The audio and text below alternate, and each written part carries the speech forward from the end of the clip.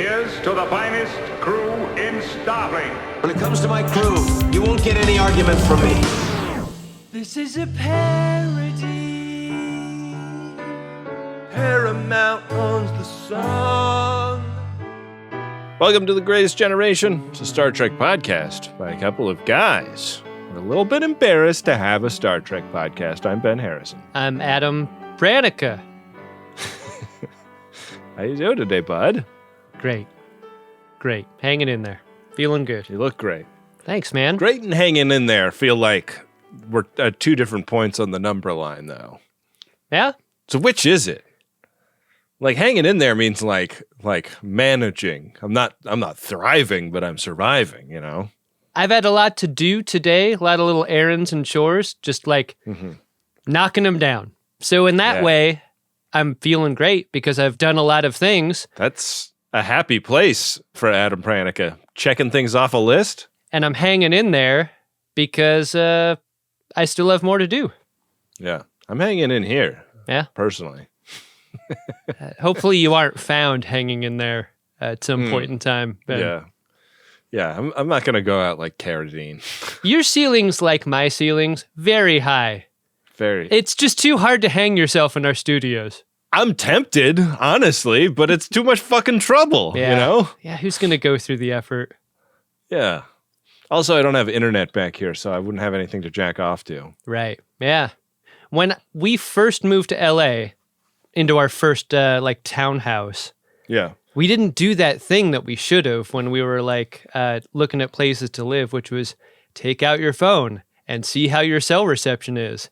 Yeah. Because if we had, I think there is no way we would have ever chosen this place to live because it is like negative bars in there. Wow. Anytime we had to do a phone call after we moved in, we had to do Wi-Fi calling, that setting on your phone. Yeah. That's surprising given geographically where that place was. It wasn't in between two hills or anything. No, this was West LA. This was clear line of sight. Yeah. Don't get Just a weird building. Yeah. Maybe there was some kind of spatial anomaly nearby. Did you try reversing the polarity? I should have done something with the deflector dish, clearly. Yeah. I did not. I did not do anything besides remove a pre-existing dish from the roof. Mm-hmm. Yeah. My neighborhood is full of those dishes. Do people still use those for anything? You see them all the time. Yeah. I wonder if there's one on my roof. I've never really looked. I've used antenna television for 10 years now, and it always looks like a magazine. Like, that's what the antenna looks like. It's like a floppy piece of plastic. Right. I don't know why you can't get all your super expensive channels, like the satellite channels, through something similar. You still need, big, hard dish. I don't know. Yeah. What's in those dishes? I don't know. And it's focusing beams at something? Is that that's why it's a little parabola, right? At least when I look at that, I understand, my dumb head kind of puts it together, how it could work. I have no idea when I plug floppy plastic sheet to my TV, how that's supposed to work. That seems like a fucking miracle to me. Yeah, I don't really know how the one that's the semi-triangular shaped thing that looks like it's made out of straightened out coat hangers works either, but at least it looks like something, Yeah. Floppy plastic sheet just seems like there's no fucking way this is interacting with the outside world in any way. When they were doing meetings at Big Dish, that was part of what they talked about, right?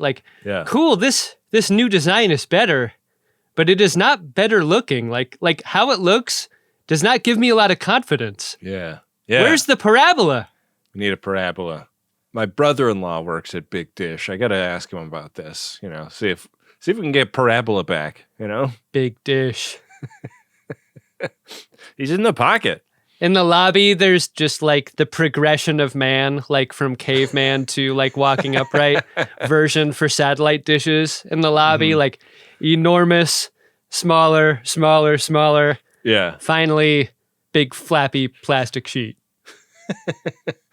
My dad's dentist when I was growing up became a family friend for a while. And in retrospect, this guy was crazy. One thing I learned about him is that he didn't pay taxes because of the principle of the thing and was like a lifelong tax cheat. And another thing about him was that he had that like 80s version of satellite television where you needed like a good 10 square foot patch of yard with a clear shot of the southern sky. And it looked like something that NASA is deploying to like pick up the early cosmos or whatever. There is something about the men in your family that seeks out and finds crazy dentists, huh? Say I want to make this a rule of Greatest Generation. If anyone could ever describe your dentist as crazy in the way you just did about your dad's dentist, yeah, find another dentist. Yeah. He was also, he had like a pistol in his home office, and like, I was like playing with his son, and his son totally took out the pistol in one of those like straight out of 90210. Yeah, like I am so fucking lucky that I wasn't essentially in a PSA about why you need to put your gun in a safe. So what did it taste like? Kind of like the type of mezcal that we prefer. Yeah, you know, that's why I like it. Not smoky, metal. You know, yeah, clay. Love it when it tastes like a gun. I bought a tequila recently. It's made in Tequila, Mexico, but it's made with espadín and not blue agave. How about that? So what the hell is it? Sort of a mezcal and sort of a tequila. Huh. I haven't opened it yet, but I'll report back. I think Sammy Hagar makes a half tequila, half mezcal kind of blend. Oh. But what you're talking about is like not a blend. It's just a tequila made out of mezcal stuff. Yeah, made in the style of tequila in tequila, but not with the correct plant. Is it good? I haven't opened the bottle yet. I got to give it a taste. Is it your studio bottle? Come on, Ben. I can run and grab it. It's in the house. I think it needs to live in the studio, man. Okay. I think it's got to be there for All right. you. You hold me down. I'm gonna jog and get it. All right. We'll do an on-air tasting. Sounds good. I'll be right back. 1 minute, 37 seconds later. All right, I'm back. So what I have here is Tesoro number 5, Hecho en Tequila Agave Spirit. They're not calling it mezcal. They're not calling it tequila. That is like processed cheese food. It's the taint. Also, a strike against it is that it was named after a gas station. All right. Pouring myself a little shot here. Out of frame, the shot was poured, and what I want to say is I loved hearing that many glugs. This looks like a mighty shot. This is I did a greatest gen pour. Hell yeah. You know?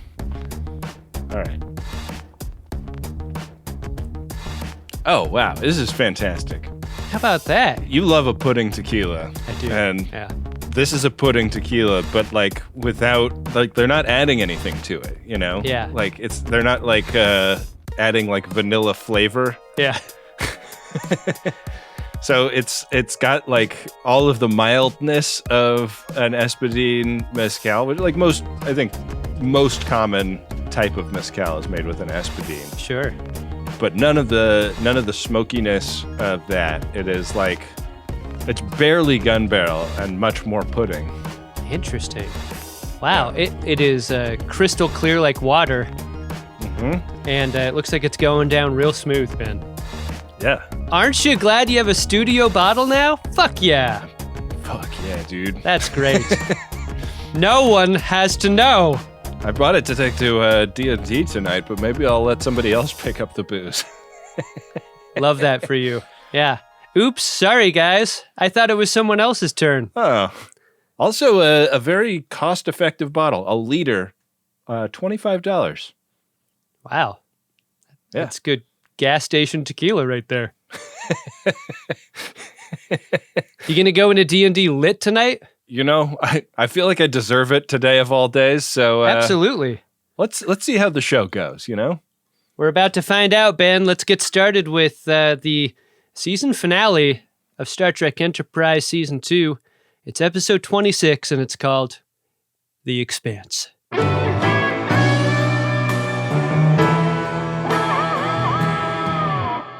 So this gadget shows up in Earth orbit, I really like the kind of clockwork look of this thing.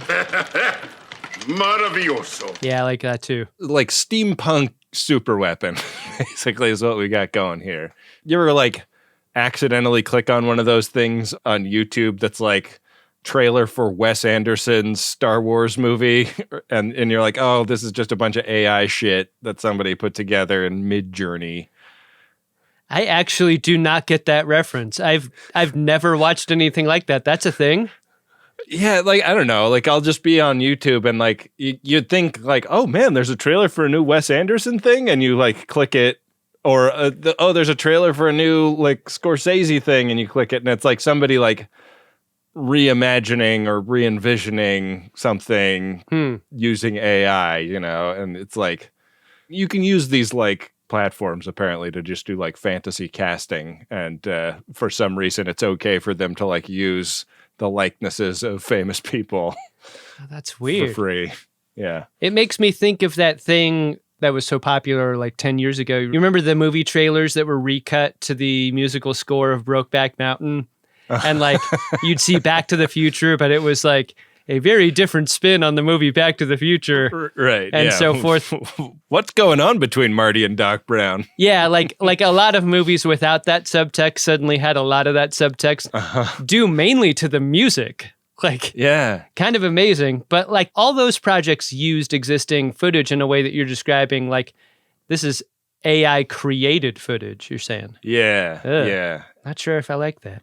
No, but I was going to say, like, this is sort of like predating that. What if the Death Star was in like a steampunk context and not a jalopy future context? I like that the weapon system on this thing isn't just like one orifice and one laser beam. There seems to be like some lenses involved. So like the sphere turns over, switches a lens, turns another direction, switches a lens. And I think they switch lenses like 2 or 3 times before the situation's done with. But this thing absolutely carves a line into Earth and then casts off its kind of mechanical suspenders and heads for the surface afterwards.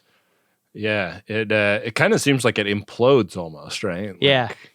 Yeah, it's definitely not shot from orbital defenses, which you might assume exist at Earth in this time period, right? Yeah, they don't seem to be ready for anything like this. No. You know, they never considered that someone would come give Florida a Prince Albert. Yeah. Yeah, incredible. I mean, this thing takes care of itself.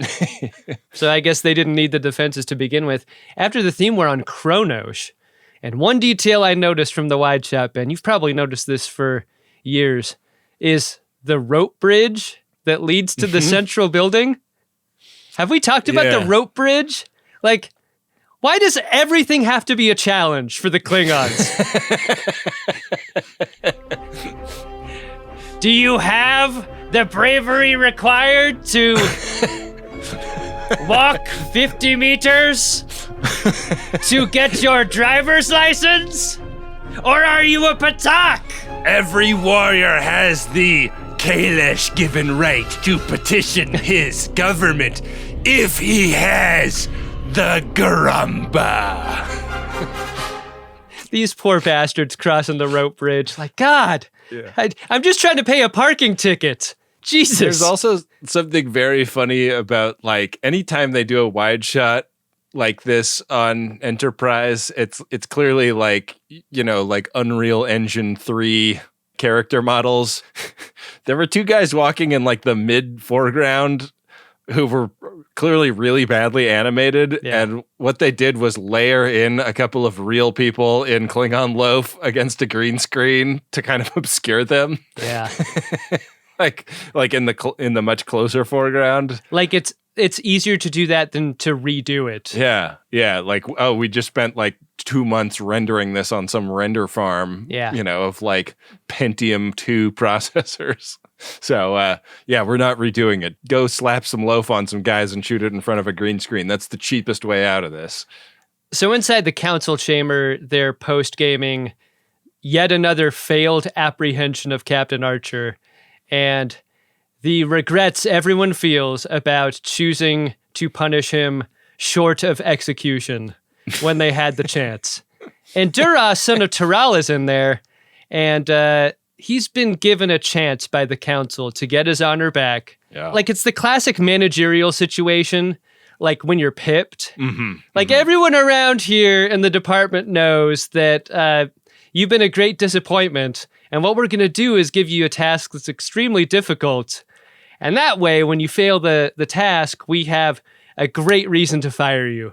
And so this is Duras' chance to get his career on track by going and getting Archer. I had a very early in life foray into the world of business. And at one point, I had a very bad disagreement with my partners. And their solution was to say, okay, you now have 20% less equity in the company, and you can work your way back if you get on the program with us.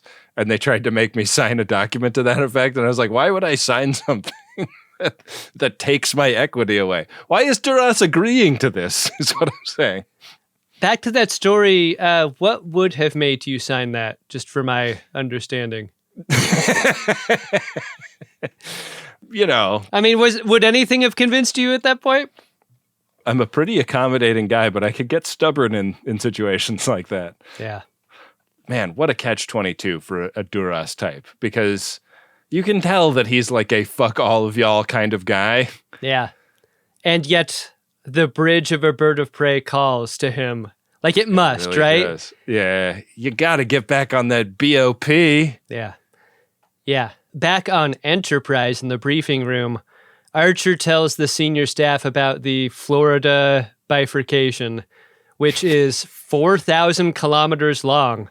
It goes down. Goes all the way down. Pretty far, and 1 million casualties is the body count at this point. I'm afraid it could be 9/11 times 1,000. It's so interesting that this has to be a McLaughlin group. Issue 1. You think he'd get on the 1MC, right? Yeah, like Archer got told by Forrest, and like everybody's in the dark about this. Like they didn't watch this happen on CNN that morning, you know? Like They're still using communications bois to send their mail back and forth. Like, this is probably just a situation where, like, of course they don't know. No one's been able to tell them. and they've been recalled to Earth to, I guess, help with the cleanup. Like this is catastrophic that everything that they had planned is canceled. So they set a course, and Archer gets called away to talk to bereaved sexual icon Admiral Forrest Yeah. one more time. He's kind of calling a lot, kind of needy Yeah. from the sound of it. Yeah.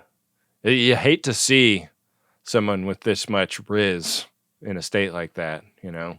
Yeah. I mean, speaking of states, Archer's really in one himself. He's in the clarinet rental room, and Trip finds him looking out the gazing window, and he wants to know specifically, could you point to the part of Florida where the bad aliens heard it? Because he's got a younger sister who lives there, and he's really worried about her. And Archer doesn't know. Like, for all the phone calls that he's taken with sexual icon Admiral Forrest, they aren't talking that granularly about the parts of Florida that are destroyed. But what he does know, and this really doesn't help, the body count is up to 3 million. So it is tripled. Does that tell you anything, Trip? Like, does that help with your fact-finding that you're here to do?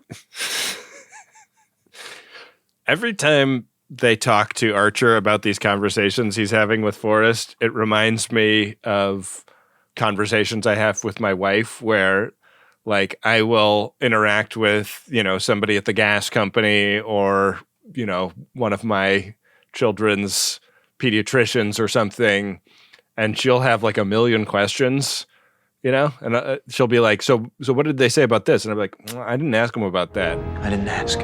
She's like, what about this thing that we both agreed was a concern going in? And I'll be like, yeah, I kind of forgot to bring that up. Like, Archer is not asking Forrest enough questions about this. Like, it would be useful to know, like, Panhandle? We're not that stressed about it if it's just the Panhandle of Florida. You know? Did they get Miami?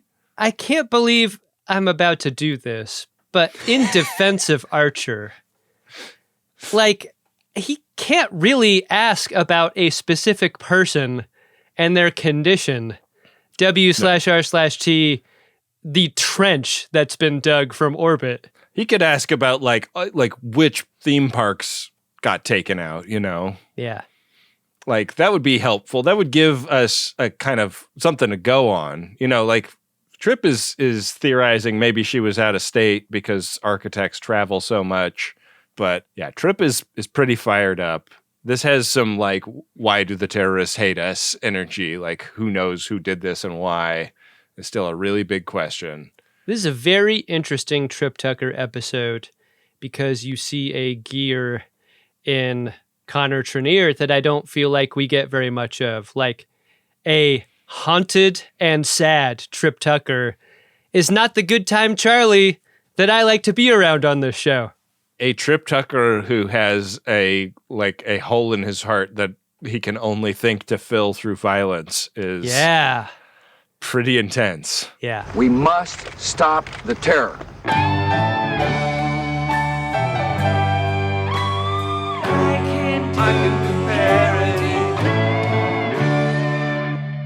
You know who has information? It's not Archer. It's actually T'Pol. Yeah. And when she walks in, she's like, hey, I talked to Vulcan Ambassador Saval, and guess what? Like, they've recovered that crashed ship, and they brought it over to Starfleet HQ. The pilot's dead, so can't interrogate him. Were you shocked to find that this thing had a pilot? Like, they'd been talking about it as a drone. I was shocked by that, like, yeah. Yeah, like, somebody kamikazed aboard this thing. Yeah. Yeah, that was weird. They don't know what type of alien this is. That's still unanswered at this point. And in case you were wondering, I mean, I don't know why anyone would. Still don't know what parts of Florida were affected. So I'll just save you from asking that question. Yeah. I mean, I think that Vulcans, if they were to avoid one part of planet Earth, it would probably be Florida. You know? It's like the least logical, conceivable place. Your hatred of Florida is cartoonish. There are plenty of good people in Florida, plenty of FODs there. So, listen, some of my best friends are Floridians. I'm not dogging out the people of Florida. I'm just saying it's a silly place. They know. Hey, is now a good time for 8 Suliban ships to be incoming? The Suliban seem to think so. Yeah. And the vibe right now is like, what the hell else is going to happen today? Yeah. Just what we need. Tactical alert. This is a real rains it pours kind of a moment, and they're just starting to like figure out tactical alert and stuff when the power dips and Sulibans are crawling around on the ceiling. What a great sequence this was. Like with the lights flickering and the Suliban appearing. And there's something so wet-haired girl crawling out of a well about the Suliban as they move across the ceiling. Like, something just ain't right about them Suliban on the ceiling. Yeah. We kind of understand some of Trip's irrational hatred of. Yeah. There's like an Agatha Christie style blackout at the end. And then when the lights come back on, Captain Archer is gone. Mm-hmm. He gets to talking with Silic in the next scene, who comes in with a bunch of other Sulibans. And he's like, I knew you were behind this. It's obviously you from the get-go. And Silic's like, obviously me, what? What are you talking about? Yeah. I mean, if you're ever going to lie, like playing stupid is an effective strategy, you know? Except he's not lying. He literally doesn't know what Archer's talking about. Like, yeah. I know you think it was me, but I mean, I got to tell you, Archer, kind of a lot of people look like me. Yeah. Actually, it's a little racist that you think it was me. Yeah. Just because we're all covered in knockdown doesn't mean we all look the same. So it looks like, look, bro, it wasn't me, but there is someone who might know who it was, in fact, and this person wants to have a meeting with you. That's why we brought you over to the Suliban ship where we are. We're actually doing you a favor. I'm surprised you didn't know that. There seems to be a danger to all of humanity that this person wants to discuss. And so Archer is brought in to talk to the mysterious shadowy man.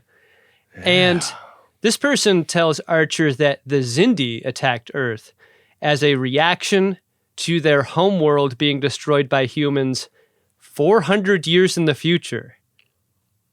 And the question in the room is, how do the Xindi know this? Yeah. Evidently, there are people who can communicate through time, and those people gave the Xindi a heads up.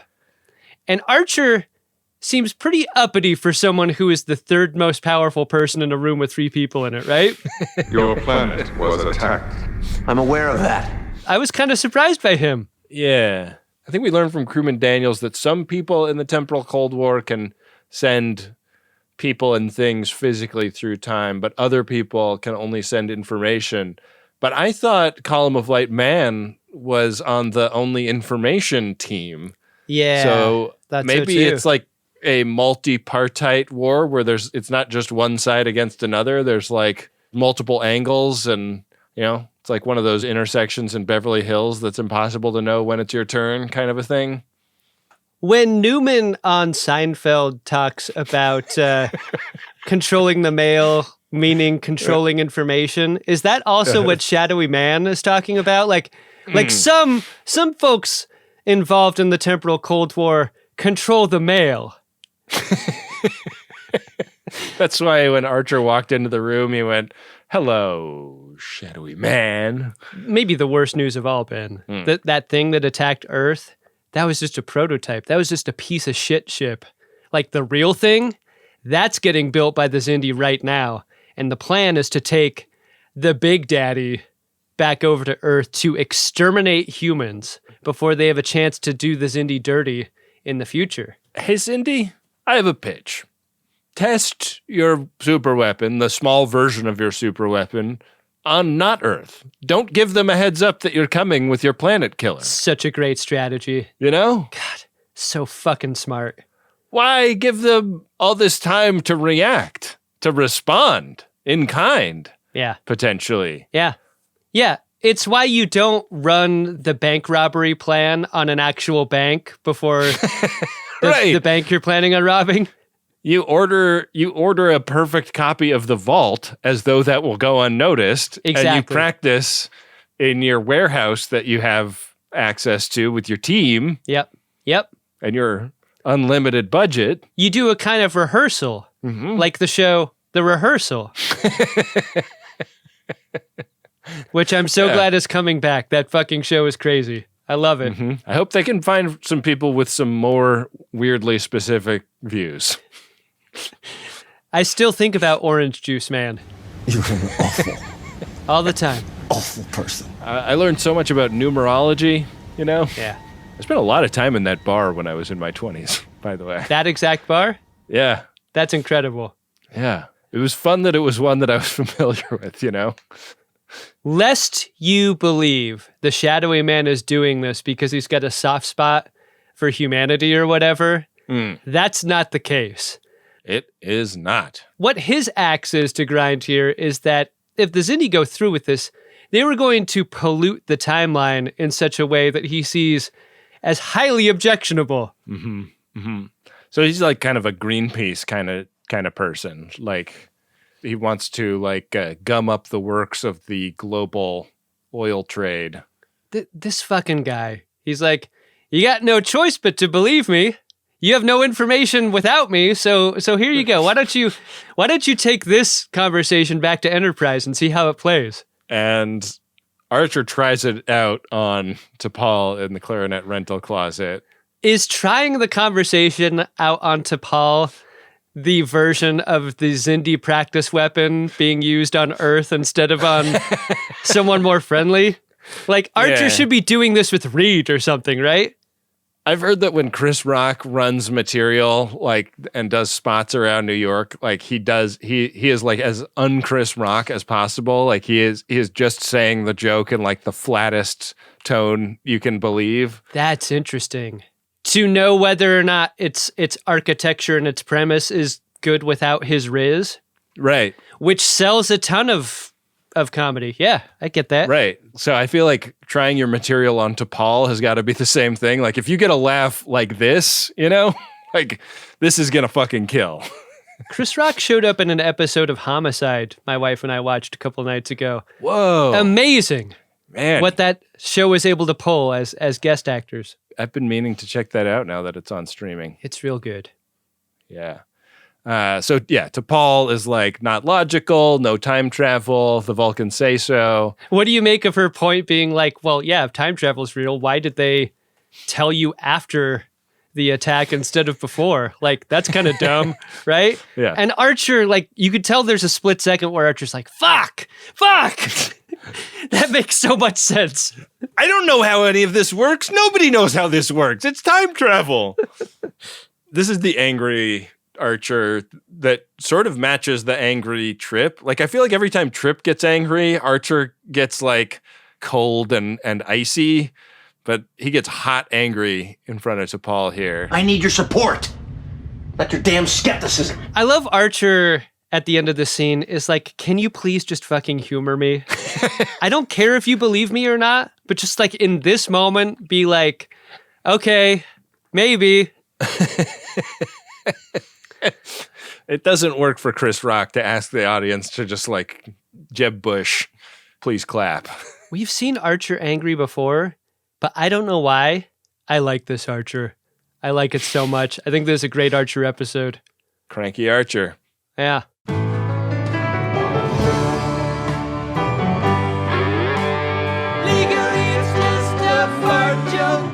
Body count is now up to 7 milli, by the way. How did we miss by 7-fold on those initial estimates? Yeah. I mean, is it one of those things where it's like we're only reporting the confirmed number and we're not guessing, or, you know? Hard to know. They've made really great time back to Earth because on the bridge they have the sun on the view screen, and that nice feeling of safety that it represents is replaced with a torpedo hit to the saucer. Because guess what? Duras' bird of prey has fired on Enterprise, and this is not a welcome wagon moment. No, it is a fuck you. You thought you were through the worst of it when you shook the Suliban. No way, man. We're going to destroy your ship unless you give up Archer. And Duras is getting a boarding party ready, but then he gets some bangers dropped on his ship by some Earth vessels, and these seem like sort of pre-NX-01 Enterprise class ships. They're not great looking, but they managed to scare away Duras, and we meet Captain Ramirez, who welcomes Archer home after successfully preventing the destruction of the NX-01. Archer has got to be like, what other past conflicts are going to be visited upon me on this day? Like, will I be chained and eating gruel at some point? Will the ghost of my father appear to haunt me? Will Dr. Phlox's wife be involved? Yeah. On any level?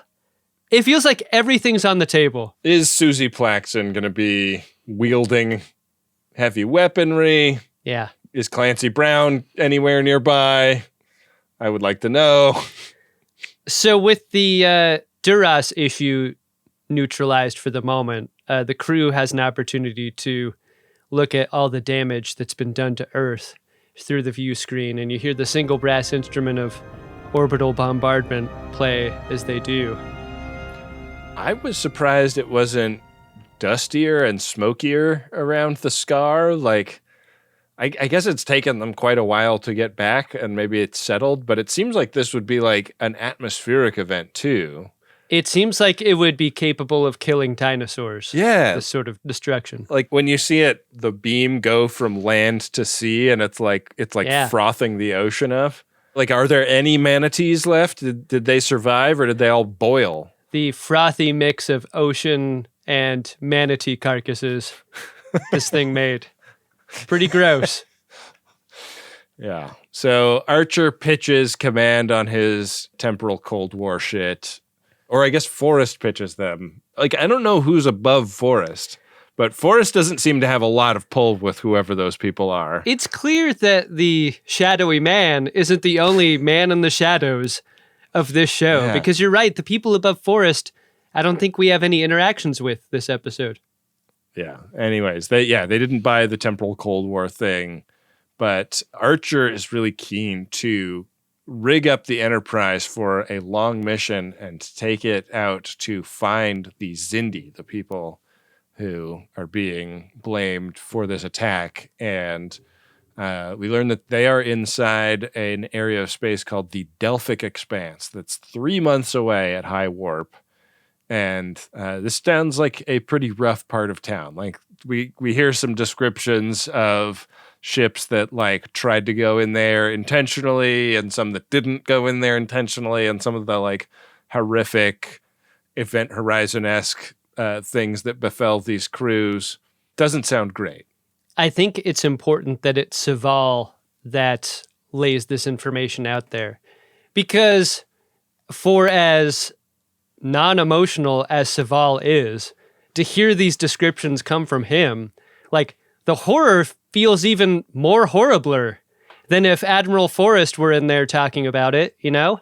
Totally. The likelihood that a Vulcan is going to exaggerate what a horrific situation this was feels really low.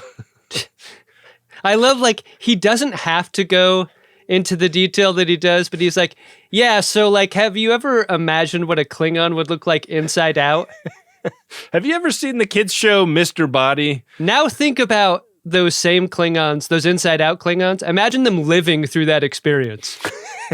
And that's just a little bit of what you'll get if you ever try to go into the Delphic Expanse. Imagine the smell, Archer. Just think of it in those terms.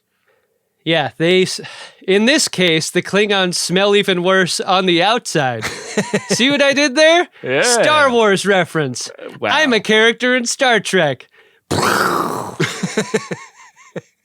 He's also like roasting Archer for this time travel stuff. And Archer's like, well, if you don't believe me about that, I actually got some receipts from the shadowy man.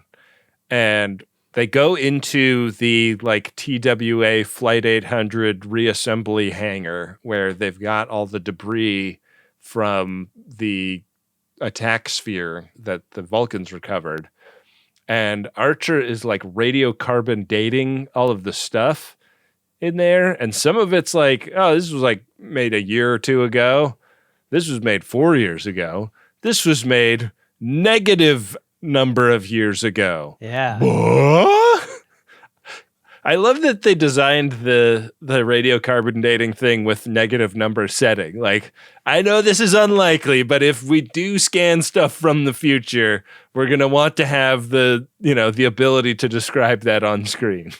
One of my favorite parts of back when I had a real job was like finding a crack in the armor of an executive that we both recognized made them a real person or made them cool. Uh-huh. And when Archer looks at his scanner and he's like, oh, this thing was made 420 years into the future. Like the camera whips over to Forrest and you can see him kind of go like, nice.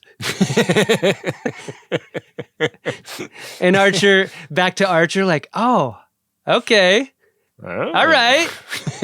Sexual icon Admiral Forrest is down with the wacky tobacco. Yeah. What's wrong with that? You got anything in this pile that's from 69 years in the future?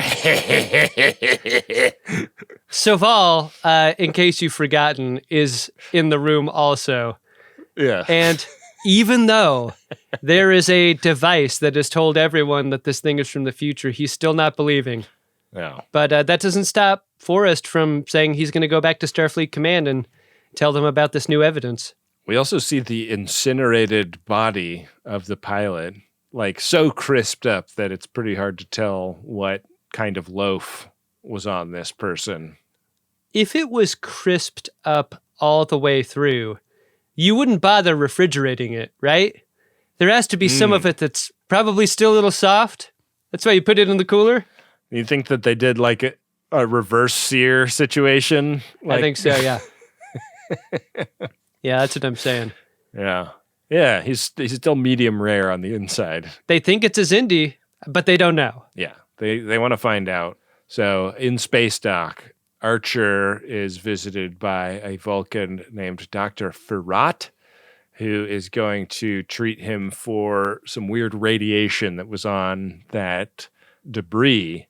My notes kept on auto-correcting Dr. Ferrat to Dr. Fart. And it made me wonder if Dr. Farrat was actually named Dr. Fart. And then, like, it became logical to change my name due to the children in my school making fun of me when I was young. When my grandfather emigrated at the Ellis Island, he changed it.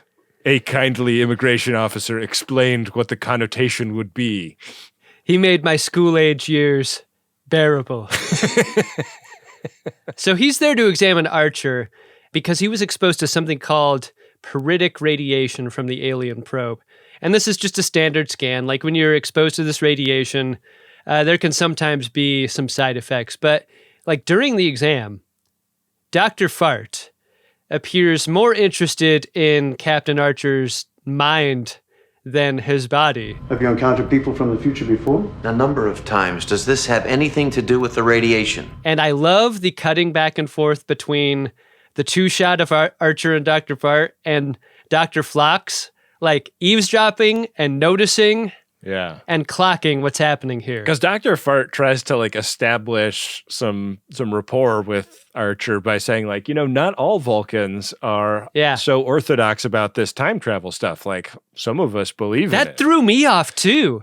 Initially, I was like, oh, this guy's cool. But I really liked the way it was written to sound a little bit like, you know, like a mental health screening, the way he started going into like, and then how would it make you feel to learn that shadowy man was not a time traveler?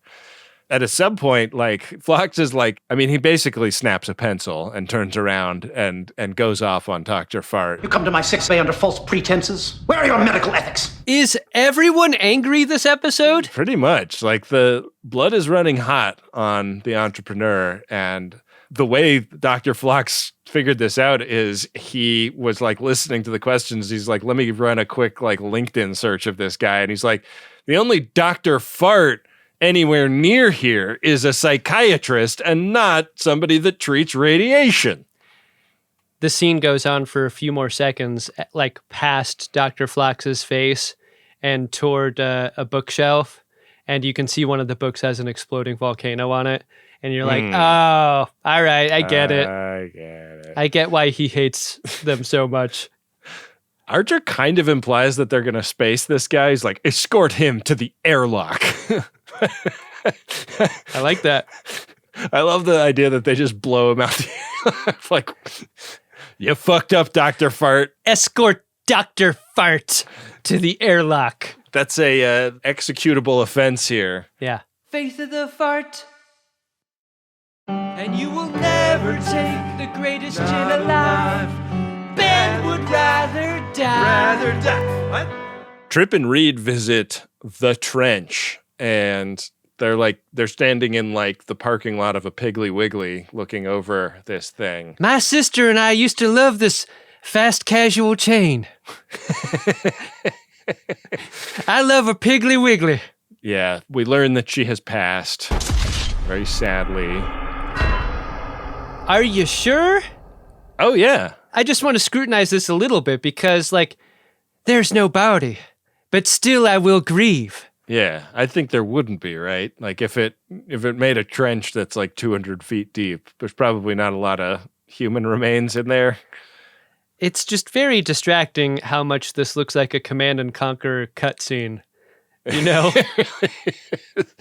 I was also a little distracted from the tragedy of this moment to notice that the Comic Sans typeface has survived this far into the future, because another chain location in the shot is Cafe Rio, and they've done their sign in Comic Sans. The Comic Sans typeface is the cockroach of fonts. It will live forever. Archer's log. They've gotten permission to go to the Delphic Expanse, Ben. Yeah. And Forrest and Archer take a shuttle pod tour of NX-02, which is in dry dock, which feels pretty dangerous given how the first flyby went around NX-01 with Archer at the controls, right? A lot of the panels haven't been put in place, so you would try to maybe keep Archer. Now's the time to do that. Like minimum safe distance kind of a thing. Yeah.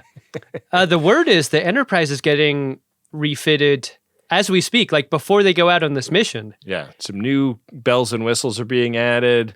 They're getting like military people aboard. Yeah. Which kind of reminded me of like Master and Commander. Like there's like the Marines on board the ship and they're like not really part of the Navy hierarchy. They're kind of their own thing. There's a moment in this scene I thought which was so interesting was like Forrest has a lot of questions without answers, but the big takeaway and the thing that gives Archer confidence is that the shadowy man never would have told Archer about this whole thing if shadowy man didn't think he had a chance of winning whatever this conflict was. And that made a ton of sense to me. Yeah. Like, if he had no chance, shadowy man doesn't give a shit. He gives this mission to someone else. Yeah, and does that mean that shadowy man has like full confidence in Archer? Or is he like really hoping Archer comes through on this? How does the time travel work? I just hope shadowy man isn't a degenerate gambler who's got money on Archer losing. We get a little scene where T'Pol and Phlox hang. Because there's some question about if all of the crew remains or some of them leave. Like, the understanding is that this might be the sort of mission that you don't come back from. And so there's an option to participate or not.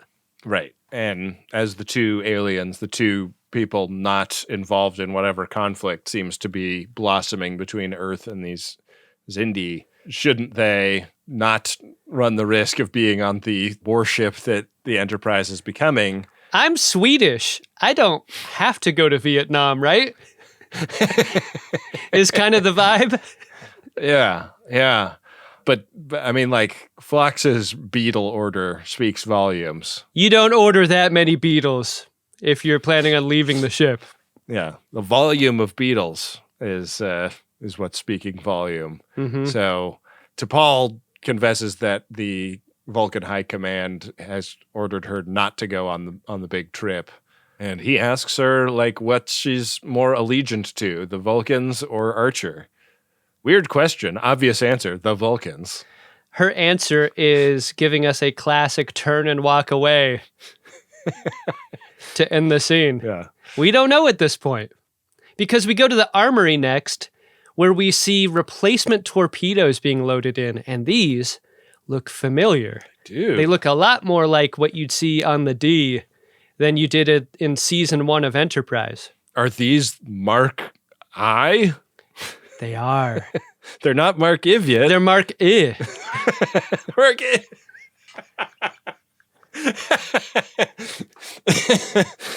That is how dumb I would have been as a kid. Yeah. Reed is impressed. Reed is impressed mostly because these yields are tunable. They don't just have one strength as you shoot them. Yeah. You can kind of dial them in to be as strong as you want. But unfortunately, Ben, there has been no upgrade in aiming technology. So who knows if Reed is going to be able to hit the target with these any better than the old ones. Yeah. The Mark I is maybe going to have better targeting. Hey, Reed, why don't you leave Trip alone about his sister? Why don't everyone just give Trip a wide berth? The number of runs Reed makes at Memorial amidst protests by Trip. He's like, have you planned a memorial? No, we're not doing it. Don't bring it up. But what about a memorial, Trip? Again. Why are you so obsessed with memorials? I'm not obsessed. She's dead. Perhaps the saddest part of the whole thing is that your sister died so quickly she did not have time to write to her various ex-boyfriends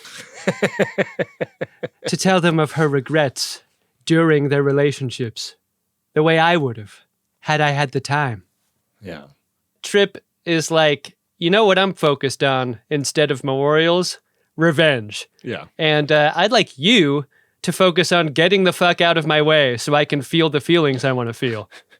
I've got a bunch of raw meat that I'm going to arrange in the Xindi's bed that says Judas. Yeah. What does it mean? It means omerta. It means Rewenge. That's what I'm looking forward to, Reed. I'm starting to wonder if we'll ever get the old Trip Tucker back again.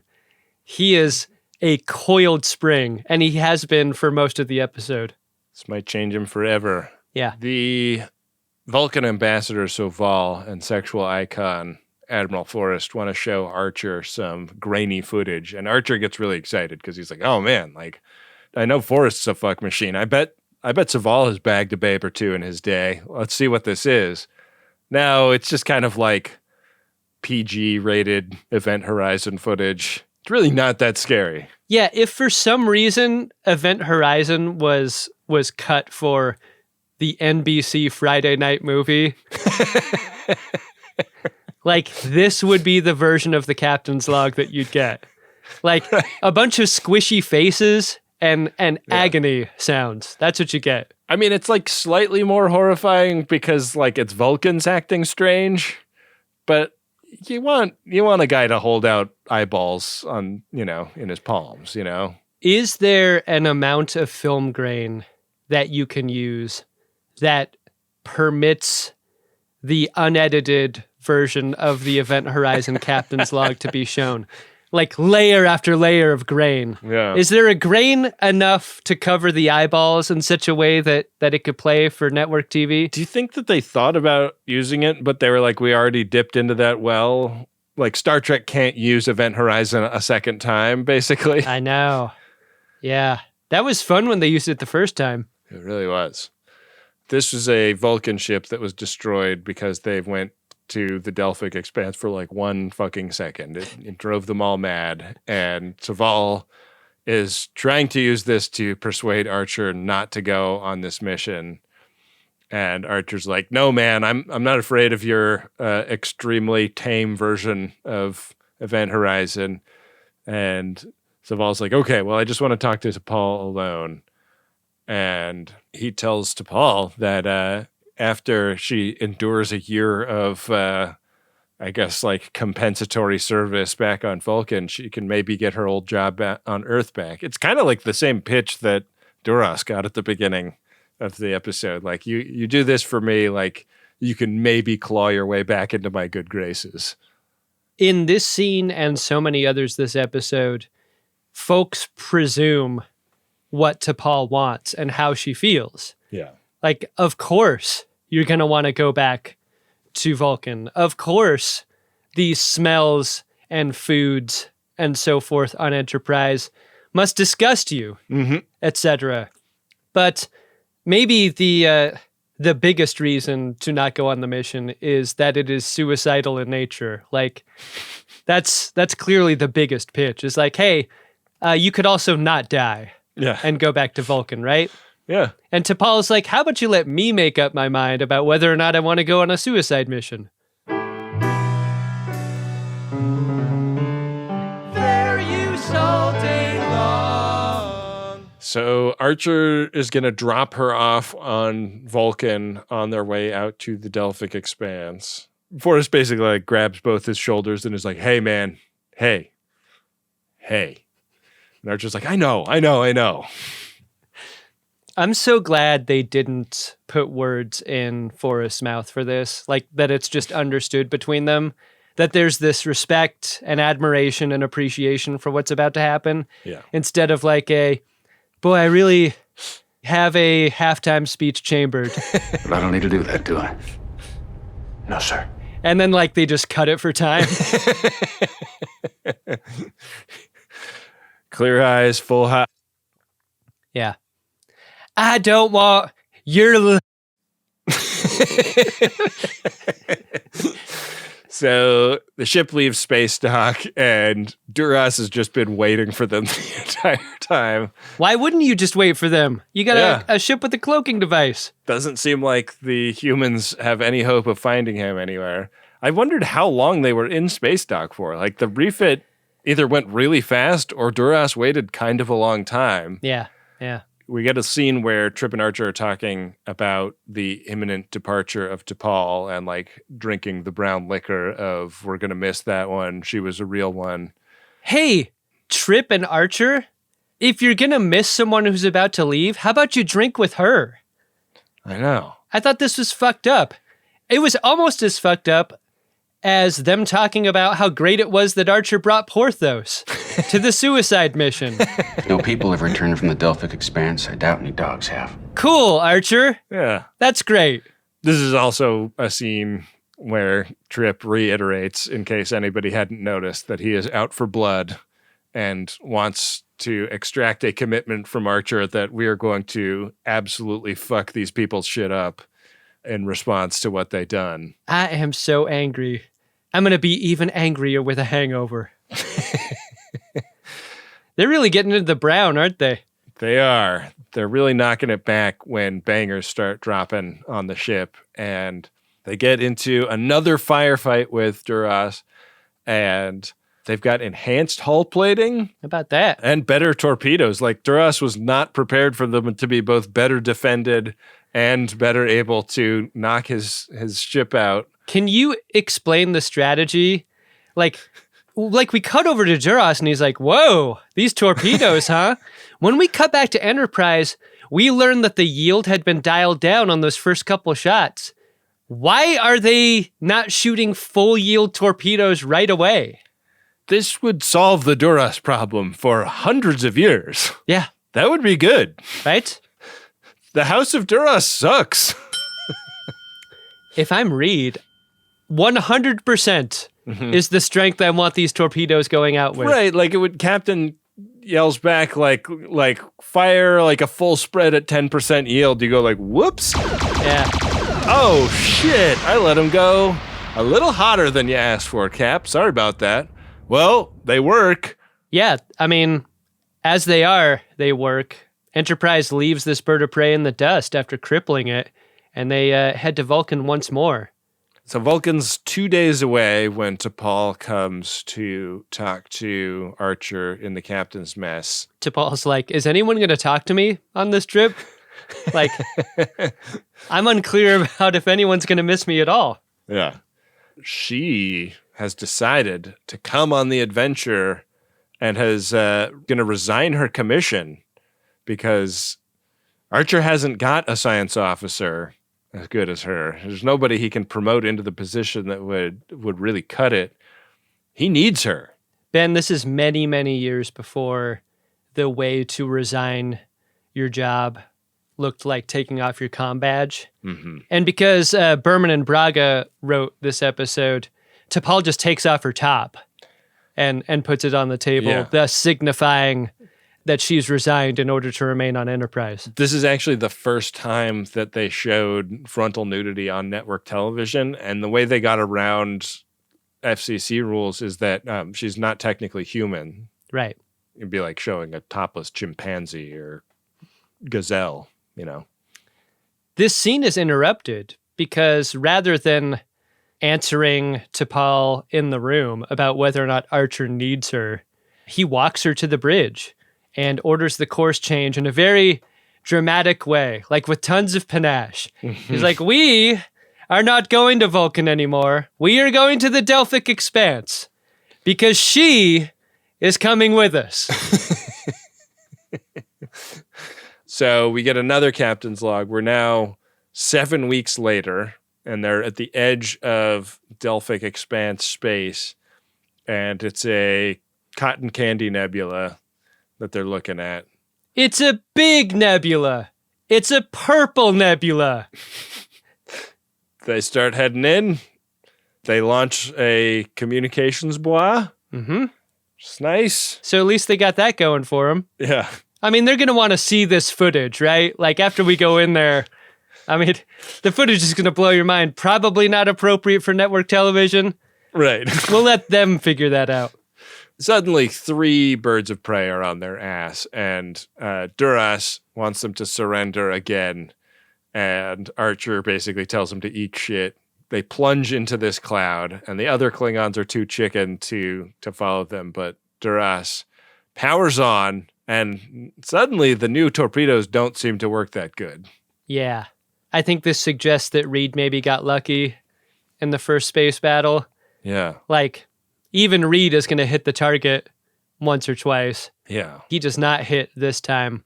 And with so many bangers getting dropped on Enterprise, things are getting pretty desperate. Yeah, you don't want to like head out on your extremely long shot adventure with a ship as fucked up as the Entrepreneur is becoming in this space battle. Yeah, I don't love it.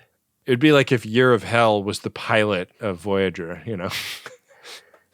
There's an observation here about the condition of Duras' ship in that, they've kind of rotated all of their shields to the front. And that's what makes our torpedoes not really penetrate. We're hitting a shield. Yeah. And we're not getting through. But what's going on the back? Did they just leave the back door open? Mm-hmm.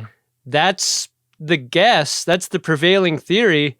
And so Archer puts a hand on Mayweather's shoulder and he's like, buddy, I'm going to need you to perform the most dangerous space maneuver ever conceived. Something only the best pilots could ever do. And when we see this on screen, we learn that the craziest space maneuver ever done is a loop-de-loop. Captain Archer to all hands. Hold on. Yeah, but it's also, hitting it from the back, It's a little raunchy.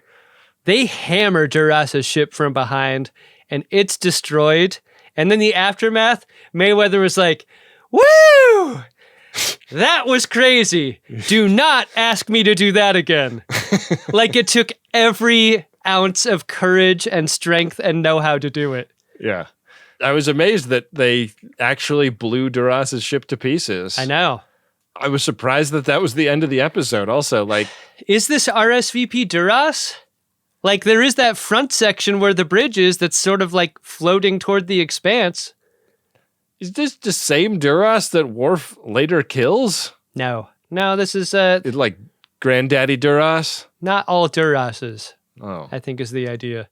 Is it like it's a common name, like it's the Sean of Kronos? He's related to that Duras. Okay.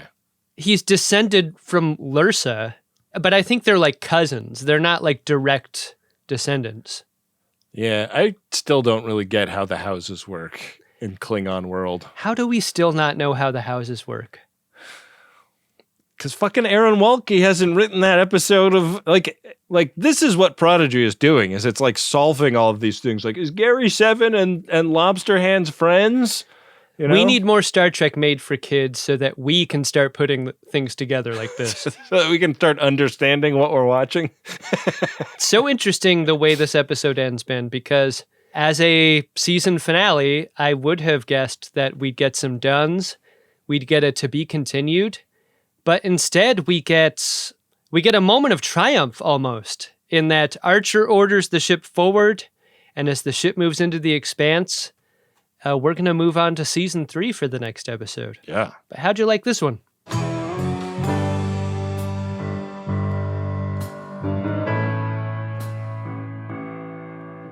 It was bracing and really intense. And I mean, like, I think this is going to be a long episode of The Greatest Generation because we talked about a lot of plot in recapping this one, which feels like a new pace of play for this show, Like, this kind of felt like 10 pounds a show in a 5-pound bag in a way that I associate much more with contemporary Trek, Yeah. It felt very Deep Space Nine-y in that way. True, yeah. Like with the political and warlike aspects to it. Yeah, and the surprising factionalization of the people that they encounter along the way. Mm-hmm. Yeah, I thought this was a real interesting one, and both resolves a number of interesting conflicts that have led up to this point and also complicates them and introduces new things based on them. So I'm excited about it. I'm excited to see what's next. Yeah, I don't need all of my Star Trek to be sad and intense, but I think this is the best episode of Enterprise I've seen up till now because it makes Archer so much more effective and understandable and believable in his decisions. Like, it's so important to have a captain with credibility on a Star Trek show. And I feel like Archer made the leap here for me in that way. Like, I'm ready to ride for this guy. And so much of it has to do with his change in attitude. Like, I'm ready to go. And I hope this is a way of being that he can continue, because I think it really matters that he's not just a whiny dork about and complaining about things happening to him. Like, that's the transition that he's gone through. Right. He's not, why are people so mean to me? And why is exploration so hard? And why am I eating the gruel? He's like, no, like, fuck that. I'm not going to feel bad about my circumstances. I'm going to take control in aspects that I can control, and I'm going to fucking ram my ship into the expanse and see what happens. Like, totally. That's fun Star Trek, and I hope that represents a kind of change in tone to this show. I agree. At least in a change to the character that I think is most welcome. Totally. Well, do you want to see if there's anything welcome in the Priority 1 inbox? Nothing like the tone change that a P1 represents, right? Priority 1 message from Starfleet coming in on secured channel. Need a supplemental income. Supplemental income? Supplemental. Supplemental. Yeah, it's extra. The interest alone could be enough to buy this ship.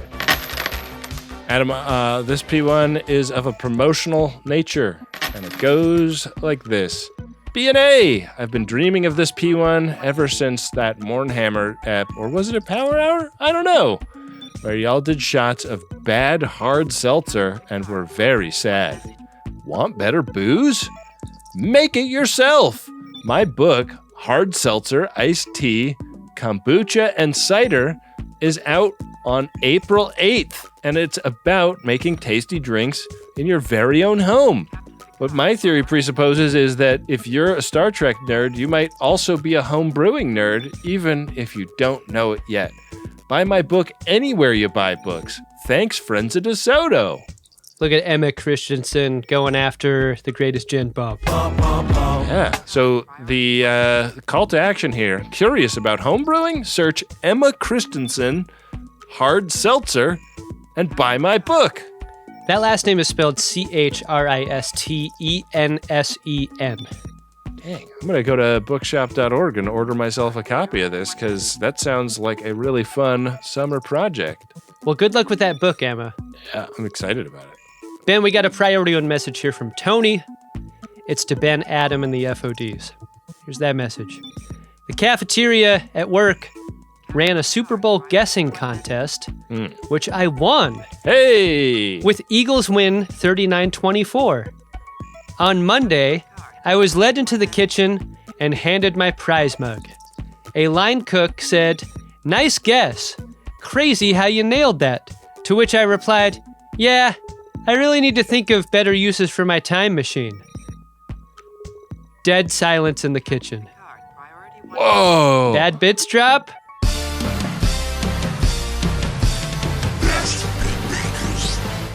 All I do is Bits. no matter what. You're always doing Bits. No matter what. You're always doing Bits. I was doing bits. Bad bit moment. Bad bit moment. Wow. I think that's a good bit, Tony. I like the line. I can't believe they fucking left you hanging out to dry like that. Ben, as a non-gambler, it doesn't surprise me at all you'd have this opinion. You can't do bits on losing gamblers. This is what Tony did wrong. This line cook lost. And so to do bits on them like this? I get it. I don't know, Tone. I didn't assume that anybody in the kitchen was playing. Like, I thought it was like for their customers to guess. So. Oh. Okay, maybe that was my headcanon. But maybe they were in the game. I don't know. Tony was playing that Squares game. You ever play the Squares game for the Super Bowl? Don't know what is. It's just a luck-based game where you win if you get the score correct. Okay. All right. Pretty awesome. I'm sorry they did you dirty like that, Tony. But we all have our moments. This P1 is from Bethany, a.k.a. Mom, and it's to David, even though I won't let him listen to your show until he's older. David, you are 8. We are nearing the end of Season 1 TNG. It makes my heart proud to hear you ask, can we watch more Star Trek? Ben and Adam, thanks for the pod. Listener since DS9 and Voyager. I've gone back to TNG to listen along and help inform my mom vetoes, which have been used liberally. This is my first P1, so it'll be fun to hear when I get caught up again. Wow. Tony had a bit about a time machine in the last one. Bethany, a time machine of her own. Totally. Thank you for listening. Thanks for going back to the beginning. Yeah. And, bringing a youngin' into the fold. I love it. Yeah. So many FODs back in the stacks. Yeah. Like Bethany. And potentially raising a future generation of FODs. I like that. Amazing. Yeah. Our goal is to die in these chairs, so it's not going to happen unless we get some young blood to fill our ranks. Well, whether you're raising youth or coming up with homebrew cocktail ideas, try to not do bits on a person who's lost a bet. Instead, do the sure thing by creating a priority one message. You can do that by going to MaximumFun.org/Jumbotron, writing a couple of words, and then you'll get the kind of vamping you've heard today on this episode. Hey, Adam. What's that, Ben? Did you find yourself a drunk Shimoda? Incredible. Drunk Shimoda! I think one of the places that Archer misses this episode is drinking with Trip, talking about T'Pol, like pre-missing her.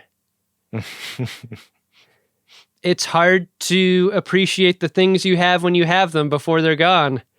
And I can think of one way that they could do that by inviting T'Pol to have a drink with them, which I think she would have. Yeah. I wonder if they messed around with this idea when they were breaking this episode. Like in the same way that like when Picard walks the ship in Best of Both Worlds and runs into Guinan, there's that moment that exists almost without rank between two people who work together, who have respect and admiration. I would have really liked that moment for Trip and Archer and T'Pol here. Yeah. And I wonder if maybe they opted not to do that, to just kick that can down the road. But we do get a version of that later with the big dramatic Archer entrance to the bridge. But I don't know. I kind of want to see T'Pol take a shot at Brown. Could have been fun. Yeah. I feel like she would have been in the mood for that this episode, you know? Yeah, I mean, she's not working for the Vulcans anymore, so I'm going to split my Shimoda between Archer and Trip Tucker for that. Interesting. I'm going to split mine between Reed and Trip Tucker because of the wide shot of them looking over the gash carved in Florida. The little CG people that they put in the frame there to represent Trip and Reed did not know what to do with their arms. They're standing there with their arms like 1 foot out to either side of I mean, I think that's so that they can be drawn, like so that the border can be drawn around their bodies. Yeah. It really made me laugh watching. I went back a couple of times just to enjoy how silly they looked in the wide shot there. And, there was Comic Sans on screen, so it was very enjoyable to me. The dark Shimoda, which we sometimes have, is definitely Archer bringing Porthos. Dark Shimoda. Crazy move. You want to see a dog turned inside out, Archer? You sick fuck. Face of the fart. Well, Adam, it's time to learn a little bit about what we've got coming up next week. Of course, it's going to be Season 3, Episode 1, The Xindi. Captain Archer and his crew set out to gain information about the mysterious and antagonistic Xindi race. To find out how we will be watching that episode, I've gone to gach.biz/game, where our runabout is on square 74, and it could go anywhere with the roll of this 100-sided die. Exciting. You're required to learn as you play. Roll. And where it went, Adam, is square 60, regular episode next week. Chula! Did I win? Hardly. How about that? Okay. All right. Not too bad. Yeah. Looking forward to it.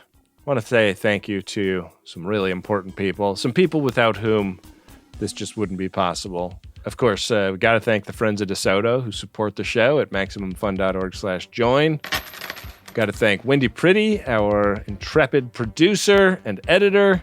Big thanks to our Xindi wartime, I was going to say correspondent, consigliere, Bill Tilley. He's also in those trenches. He is, yeah. He's a war correspondent, too. He's down there wearing hip waders, doing Richard Valeriani-style hits. Flak jacket that says press in huge white letters on the back. Yeah, you can see it. He's making hilarious trading cards that you can catch on the @GreatestTrek social media accounts all over the internet. Those accounts run by Rob Adler, who makes them a very fun follow. Give him a follow. Subscribe to the newsletter. Give him a follow! Gosh.biz/mail. Come on! It's great. You won't regret it. Got to thank Adam Ragusia for the original theme parody of Diane Warren's Bop. And also, speaking of bops, Dark Materia for the original Picard song. I hope Dark Materia is doing great wherever they are. Yeah. With that, we'll be back at you next week with another great episode of Star Trek Enterprise, an episode of the Greatest Generation Enterprise. It's got one bug in its species. There's always one bug in there. Get rid of that thing. The Achilles bug. Make it so.